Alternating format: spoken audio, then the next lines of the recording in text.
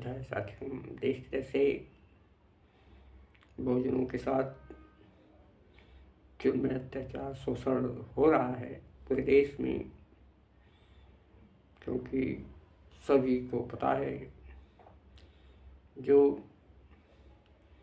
मनवादी सरकारें हैं वो लगातार जातिवाद के द्वारा ही जुल्म, अत्याचार करते जा रहे हैं। बहुजनों पे, SC, ST, OBC माइनॉरिटी के साथ किस तरह से पेश आते हैं। वहीं डॉक्टर रितु को देख लीजिए, उसको धरने को किस तरह से बर्बरतापूर्वक हटाया गया, लेकिन वहीं अपराधी को इन्होंने सपोर्ट दे रहे हैं। सारे लोग अपराधी को, सारे सरकारी मशीनरी जो है सपोर्ट कर रही है। तो किस तरह से ये कानून व्यवस्था का पालन करते हैं ये पूरे देश में सभी को मालूम है, क्योंकि ये जातिवाद के तरीके से ही जात पूछ कर ही उस पर कानून लागू करते हैं, संविधान के खिलाफ ये कार्य करते हैं। जो सारी सरकारी मशीनरी है वो पूरे जोशों से बहुजनों पे जुल्म, अत्याचार करना शुरू कर देती है। लेकिन वहीं जो अपराधी है, जिसको जेल में होना चाहिए, वो आज घूम रहा है। जैसे सविता राय प्रिंसिपल है जो विश्वविद्यालय का, उस पर इतना धाराएँ लगा दी गई है कि फिर भी वो खुला घूम रही। कैसे? क्योंकि संविधान को चलाने वाले और कानून का पालन करने वाले संविधान को ही नहीं मानते। ये देश के खिलाफ कार्य करने वाले लोग हैं, तो बहुजनों को न्याय कैसे मिलेगा? बहुजनों को न्याय लेने के लिए बहुजनों को अपनी सत्ता बनानी होगी और उस चुनाव प्रक्रिया व्यवस्था को बदलना होगा जिसके द्वारा ही बार बार विरोधी जीत कर पहुंच जा रहा है। उस मशीन का दुरुपयोग करके बार बार वो सत्ता में पहुंच जा रहे हैं। ये 12% के लोग, कम संख्या वाले, कैसे बार बार जीत कर उसी मशीन से पहुंच जा रहे हैं। लेकिन हमें फिजिकल जो है बैलेट पेपर से ही चुनाव करने की आवाज़ पूरे देश से उठ जानी चाहिए, क्योंकि बैलेट पेपर से ही चुनाव निष्पक्ष और दूध का दूध पानी का होता है। तो इसके लिए सभी बहुजनों, सभी नेताओं को भी एक साथ हो जाना चाहिए। अगर संविधान को बचाना है तो इस मशीन को भी हटाने की ज़रूरत होगी और बैलेट पेपर से ही चुनाव कराने की ज़रूरत होगी। जिस तरह से बहुजनों पे जुल्म जातियाँ हो रही है, ये देखते हुए काफ़ी पूरे देश में भ्रष्टाचार फैलता जा रहा है। रोजगार, बेरोजगारी, महंगाई, अनेक उत्पीड़न, अनेकों तरह से बुलडोजर केवल उन्हीं के घरों पे चलते हैं जो बहुजन समाज के SC, ST, OBC माइनॉरिटी। अगर हवाई अड्डा बनाना हो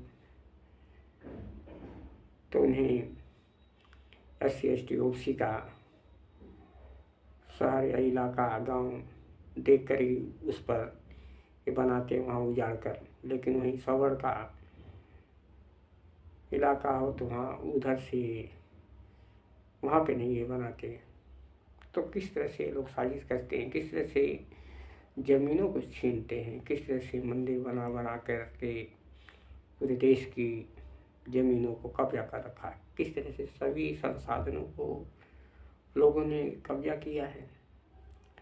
तो इसके बारे में बहुजनों को सोचना होगा। SC, ST, OBC माइनॉरिटी को भी साथ आना होगा। जब तक वो साथ नहीं होंगे, जिस तरह से वो अगर धर्म में बहकते रहे तो उनकी गुलामी, वो गुलाम हो चुके हैं।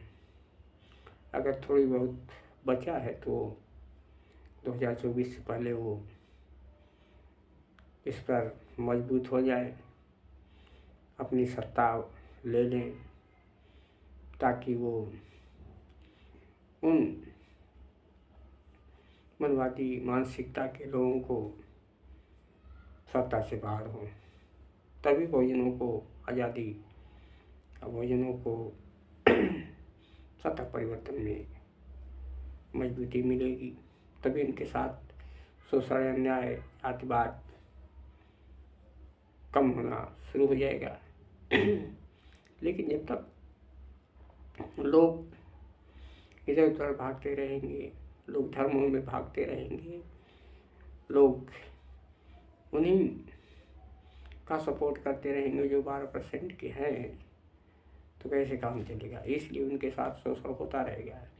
इसलिए बहुजन समाज अपनी सत्ता खुद बनाए, 2024 में अपनी तैयारी करे और बहुजनों की सत्ता को बनाए अपने, तभी उसको न्याय मिलेगा। जिस तरह से डॉक्टर रितु कई महीने से लगातार वो धरने पर बैठी है और धरना जारी है, भले उठा दिया गया हो, लेकिन उनका धरना कानूनी रूप से जारी है। किस तरह से बर्बरतापूर्वक उस अधिकारियों ने उसको उठा लिया, किस तरह से बिना बेवजह, बिना कोई नोटिस दिए हुए, तो ये किस तरह से संविधान को अपने हाथ में लेकर रोकते हैं, अपने पैरों तले रोकते हैं, तो काफ़ी भयानक स्थिति है।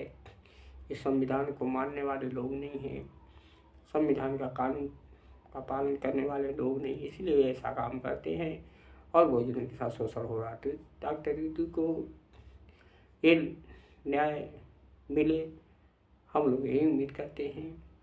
डॉक्टर रितु को जल्द से जल्द को न्याय मिले और जो अपराधी हैं, जितने लोग हैं मिले जुले, सबको अधिक से अधिक सजाए हो।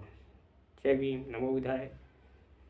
अम्बेडकर परिवार टीवी को लाइक करें, सब्सक्राइब करें, अधिक से अधिक लाइक करें और कमेंट करें। धन्यवाद।